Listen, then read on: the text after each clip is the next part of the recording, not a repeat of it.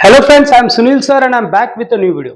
दोस्तों, आज के इस वीडियो में हम डिस्कस करेंगे एक सबसे इंपॉर्टेंट टॉपिक जो आपके चैप्टर 1 में आएगा। तो बेसिकली ये जो टॉपिक है ना बेटा, आप देखने जाओगे तो ये 4 मार्क्स का एक कंपलसरी टॉपिक है जो एग्जाम में आता ही आता है। तो आपको इसको समझना क्या है, ये स्ट्रक्चर बहुत सिंपल सा है। इसे आप क्या कहते हो? This is called as VS of anatropous ovule.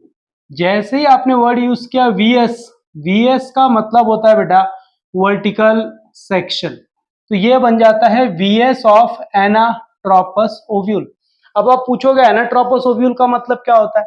Anatropous ovule का मतलब ये होता है बेटा वो ओव्यूल जिसके अंदर माइक्रोपाइल और चलाजा एक लाइन में आ जाते हैं। So micropyle and chalaza they are in one line, और फनिकल जिसे हम कहते हैं स्टॉक, फनिकल एंड माइक्रोपाइल जो है ये बेटा पैरेलल में आ जाते हैं। फनिकल एंड माइक्रोपाइल ये पैरेलल में आ जाते हैं। तो बहुत सिंपल सा डायग्राम है, इसको आप ऐसे याद रखिएगा बेटा कि इसके अंदर दो पार्ट है। This part is called as a body and this part is called as a stalk. So we can say this is body and this is stalk. Body और स्टॉक जिस पॉइंट पे अटैच्ड है बेटा, that point is called as hilum. और यहां पर हम detail में, अब एटलीस्ट लेवलिंग भी अगर आपको आ गई ना तो बहुत इजी हो जाएगा। करना क्या बेटा, सबसे पहला the tip of the ovule. Now when you use this word tip, so tip of the ovule is called as micropyle. अब इस माइक्रोपाइल का रोल क्या है?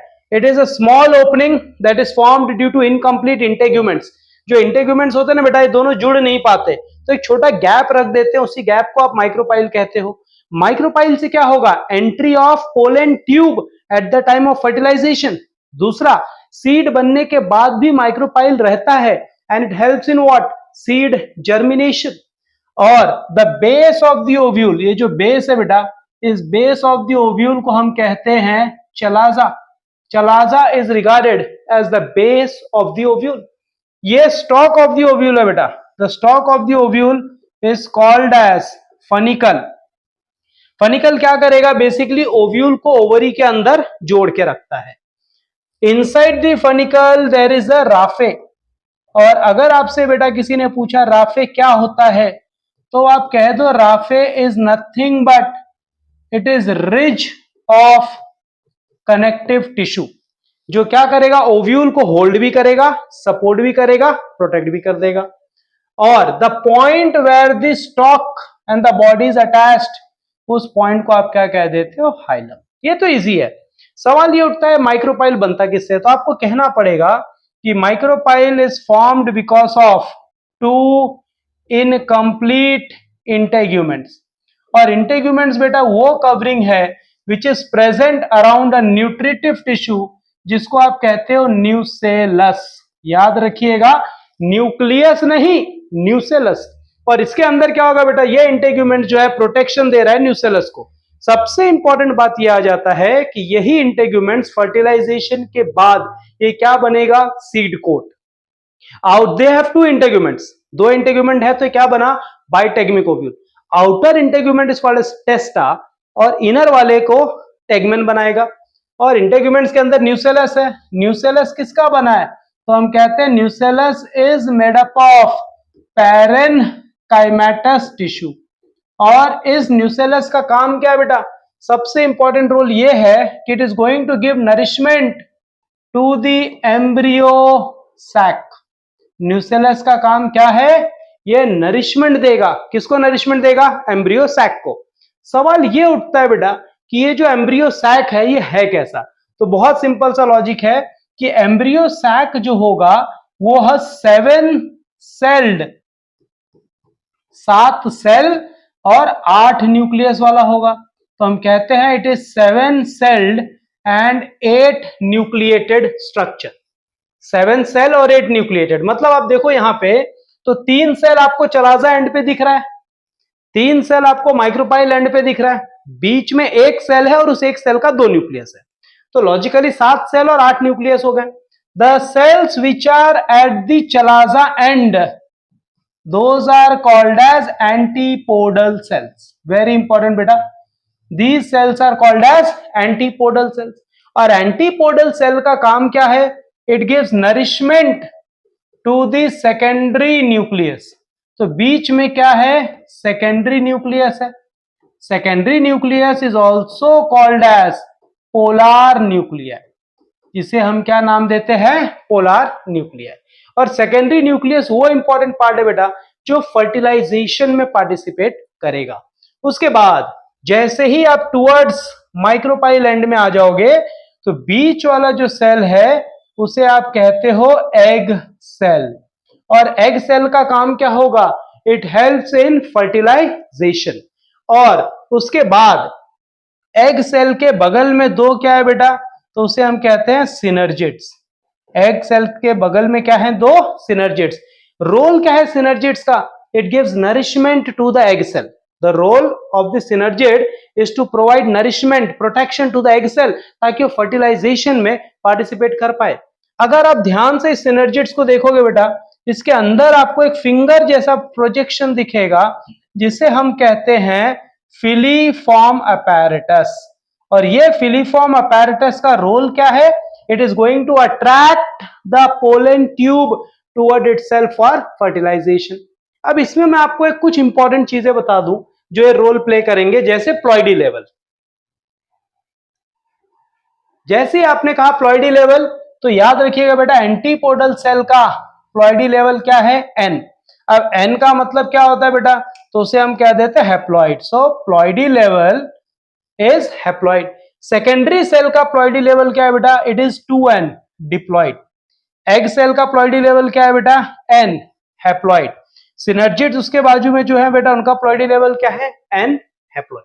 तो अगर आपको एनाट्रोपस ओव्यूल पूछा तो ये सारी चीजें आपको लिखनी है। अगर मान लीजिए वीएस ऑफ एनाट्रोपस ओव्यूल का क्वेश्चन नहीं आता है तो उसके अलावा क्या? तो उसके अलावा बेटा हमारे पास एक नेक्स्ट क्वेश्चन जो आ सकता है एग्जाम में, वो ये है। एक सिंपल सा डायग्राम जो मैं आपको बना के दिखा रहा हूं। ये बेसिकली किसके बारे में बात कर रहा है? It is talking about mega sporogenesis. अब मेगा स्पोरोजेनेसिस क्या होता है बेटा? तो हम कहते हैं the process of development of megaspore. Megaspore के डेवलपमेंट को आप क्या कहते हो? मेगास्पोरोजेनेसिस कहते हो। अब यहां पर जो कहानी स्टार्ट होगी वो इस इंपॉर्टेंट चीज से स्टार्ट होगी जिसको आप कहते हो एमएमसी। एग्जाम में भी आप यहां से लिखना, कोई दिक्कत नहीं है। हम कहते हैं एमएमसी, जो कि 2n है। एमएमसी का फुल फॉर्म क्या होता है बेटा? एमएमसी का फुल फॉर्म होता है मेगास्पोर मदर सेल।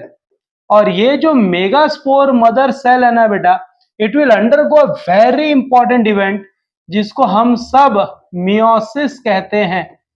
और मियोसिस करने के बाद ये क्या बनाता है? 4 सेल बनाया जिसको आपने कह दिया लीनियर टेट्राड। ध्यान से देखना बेटा, क्योंकि मियोसिस में हम सबने क्या पढ़ा है? मियोसिस में हमेशा एक सेल से कितना सेल बनेगा? 4 सेल। तो यहां पे भी एक सेल से कितना बन गया? 4 सेल। लेकिन यहां पर होता क्या है? ऊपर के 3 या तो नीचे के 3, इट्स योर चॉइस। हमने कह दिया अपर 3। तो यहां पे जो अपर 3 सेल्स होंगे बेटा, अपर 3 सेल्स मेगास्पोर के, वो डीजेनरेट हो जाते हैं, डिसॉल्व हो जाते हैं। And after dissolving it gives all its energy to one cell that is left. ये एक सेल जो बच गया उसको इन सब की एनर्जी मिल गई। तो ये क्या कहलाएगा? ये कहलाता है फंक्शनल मेगास्पोर। याद रखिए बेटा, ये क्या कहलाएगा? Functional megaspore. अब यहां से जो है हमारी कहानी स्टार्ट होती है। और फंक्शनल मेगास्पोर क्या होगा? हैप्लॉइड होगा। यहां पे अब समझना यह है कि फंक्शनल मेगास्पोर जो है अब क्या करेगा? माइटोसिस। रिमेंबर, फर्स्ट माइटोसिस किया अगर इसने बेटा, तो ये कितना सेल बनाएगा? 2 सेल। ये बन गया आपका 2 सेल, क्योंकि उसे डिवाइड करके बना लिया बेटा। तो ये जो 2 सेल बना, इसे आप क्या कह दोगे? 2 सेल्ड स्टेज। अब ये 2 सेल स्टेज के बाद बेटा ये करेगा सेकेंड माइटोसिस, क्योंकि माइटोसिस 3 बार होनी है। सेकेंड माइटोसिस करेगा तो ये कितना सेल बनाएगा? 4 सेल। तो ये क्या बन गया बेटा, it has formed 4 celled stage. अब इसके बाद क्या, थर्ड माइटोसिस, क्योंकि माइटोसिस 3 बार होनी है, third mitosis forming how many cells, तो हम कहते हैं 8 सेल। तो इस तरीके से बेटा आपको 8 सेल्ड स्ट्रक्चर मिलेगा which is called as 8 celled stage. अब यहां पे क्या समझना है आपको, 8 सेल स्टेज में ऊपर से एक सेल और नीचे से एक सेल सेंटर में आते हैं। तो हम कह सकते हैं कि one cell from opposite poles will come in the centre. अब जब सेंटर में आ गए तो देखो कैसा होगा बेटा, ये एक सेल इधर, एक सेल इधर, 3 ऊपर रह गए, यहाँ पे एक, यहाँ पे एक, यहाँ पे 3 हो गए, और एक एक सेल ऊपर से कहां पे आ गया, सेंटर में। और यहां से जाके हमारा डेवलपमेंट किसका होगा बेटा, एम्ब्रियो सैक का। और जो एम्ब्रियो सैक बन रहा है ना बेटा, ये याद रखना आप कि ये एम्ब्रियो सैक पॉलीगोनम टाइप है। किसी ने पूछा है कौन सा टाइप है, तो आप इसे कह देंगे this embryo sac is polygonum type. अब ये स्ट्रक्चर कैसे बनेगा, तो बहुत सिंपल सा है स्ट्रक्चर, देखिए ये। अब जो 3 सेल ऊपर रह गए बेटा, 3 वाले सेल ऐसे, ये चलाजा एंड पे थे, तो ये क्या बन जाएंगे, एंटीपोडल सेल। और जो माइक्रोपाइल एंड पे है ना बेटा, बीच वाला सेल क्या बन जाएगा, एग सेल। एग सेल के बगल में 2 जो नरिशमेंट प्रोवाइड कर रहे हैं, ये क्या कहलाएंगे बेटा, these are called as synergids. और सिनर्जिड्स के अंदर ही फिंगर लाइक प्रोजेक्शंस बनते हैं, and this finger like projection is called as filiform apparatus. और मजेदार बात यह है बेटा कि जो बीच वाले सेल थे उनका क्या, तो बीच वाले सेल फ्यूज होंगे बेटा, the cell will fuse but not the nucleus, इनका न्यूक्लियस फ्यूज होता नहीं है। तो इसे हम क्या कह देते हैं, इसे हम कह देते हैं सेकेंडरी न्यूक्लियस, और even it is called as polar nuclei. अब अगर आप ध्यान से देखेंगे बेटा, तो ये एंटीपोडल सेल हैप्लॉइड है, एग सेल भी हैप्लॉइड है, सिनर्जिड्स भी हैप्लॉइड है, पोलार न्यूक्लियाई क्या होगा, डिप्लॉइड होगा। और इस प्रोसेस के डेवलपमेंट को आपने क्या कहना है, मेगास्पोरोजेनेसिस। ये जो स्ट्रक्चर है ना बेटा, ये egg cell plus the synergids, इनको एक साथ एक नाम दिया गया है, they are also called as egg apparatus। इनको हम क्या कहते हैं, एग apparatus।